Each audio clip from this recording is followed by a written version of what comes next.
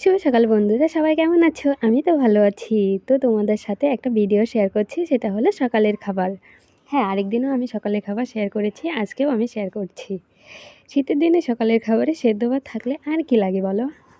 তো আমার বড়মশাইয়ের থালাটা আমি রেডি করছি।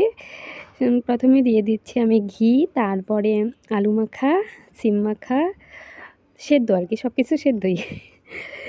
তারপরে বেগুন মাখা। আর আমার বরের সবথেকে ফেভারিট হলো ডিম অমলেট। হ্যাঁ, ডিম অমলেট। তারপরে আর্ধেকটা কাঁচা লঙ্কা, আর্ধেকটা না সরি, আর্ধেকটা পেঁয়াজ, একটা কাঁচা লঙ্কা। যদিও আমার বর কাঁচা লঙ্কাটা খায় না, তবু আমি থালা সাজানোর জন্য দিয়েছি। আর একটুখানি নুন। সকালে মা রান্না করে, বাবা সেদ্ধ মাখায়। তো আজকে আমি মাখিয়েছি। দেখি আমার বরকে দিয়ে কীরকম